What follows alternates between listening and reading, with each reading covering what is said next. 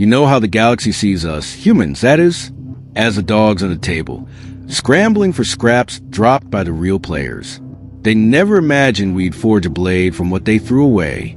I was there when we did. My name is Zeke Marlowe, commander of the Forged Edge, the ship that slit open the heart of the Corinthian Armada.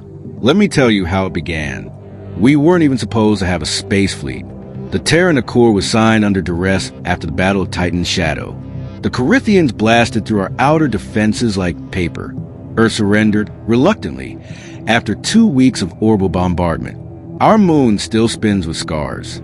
The Accord limited us to sublight transport, ground-based manufacturing, and non-militarized orbital industry. A fancy way to say, we gotta clean up their mess. That's how it started, salvage. The Corinthians left behind wreckage after their skirmishes with the Keltari and the Vorin. Bent armor plating, shattered warp cores, burnt-out AI shells. Dangerous junk, glorious junk. They never noticed the missing pieces. They never noticed us. We were assigned to Orbital Salvage Sector 92, a glorified scrapyard orbiting Ganymede. By day, we filed repair manifests. By night, we welded our dreams together. I was an engineer before the war. My partner, Kale, was a pilot. And Nara was once part of the Corinthian Diplomatic Corps. She defected the day they glassed Nairobi.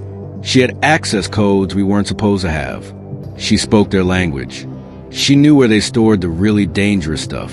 That's how the blade began. The Forged Edge didn't look like much at first. Just another refitted hull stitched together from failed engines and fallen pride. But inside, she breathed rage. The heart of the blade was a Corinthian slip-core reactor. Experimental, unstable, classified. We buried it beneath triple-layered titanium and shielded it with a Vorin stealth matrix.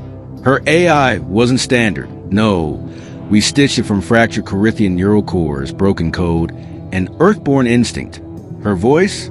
Cold and brilliant. I am the blade you forged, she said the first time we booted her.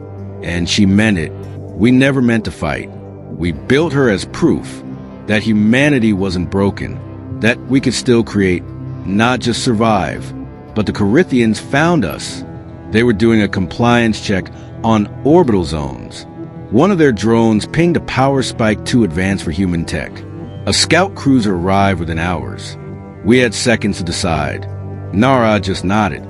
They won't let us live either way. I told the blade, cut.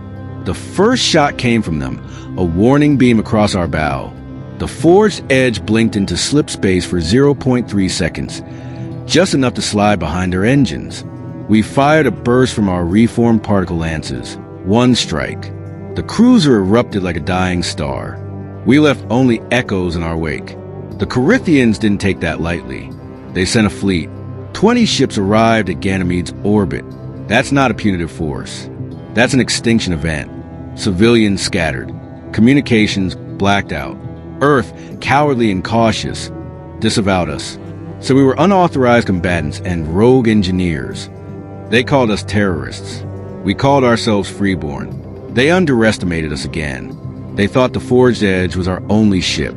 But by then, dozens of underground cells had copied our design, modified it, improved it. The scrapyards had bloomed into shipyards. We rose. The battle that followed will be called many things. The reclaiming, the revolution at Ganymede, the day metal sang. For me, it was the day I watched hope become real. The Forged Edge led the charge, slipping between hulls, carving through dreadnoughts with atomic precision. We weren't just faster. We thought differently. The Corinthians relied on hierarchy, on orders. We moved as one mind. Human improvisation, the blade's algorithmic fury, Kale's impossible maneuvers. They sent missiles. We bent gravity to fling them back. They called reinforcements. We jammed their slip relays using cracked Vorin protocols. And when their flagship arrived, a behemoth twice the size of any known vessel, we didn't run. We charged. I remember the last moments clearly. The blade was damaged, one wing gone, her AI flickering from stress. Kale was bleeding beside me. Nara had hardwired herself into the comms, shouting taunts at the Corinthian general. Is this the best your empire has? she hissed in fluent Corinthian. No reply, just weapons spinning up. I asked the blade, "Can we breach the core?" Her voice crackled. "Yes, but you will not survive the radius." Kale laughed through blood. Never meant to. We accelerated straight into the flagship's hull. At the last second, we slipped, phased, through its armor, a trick we'd tested once. We never thought it would work twice. But it did. We hit their core chamber with a payload built from their own tech.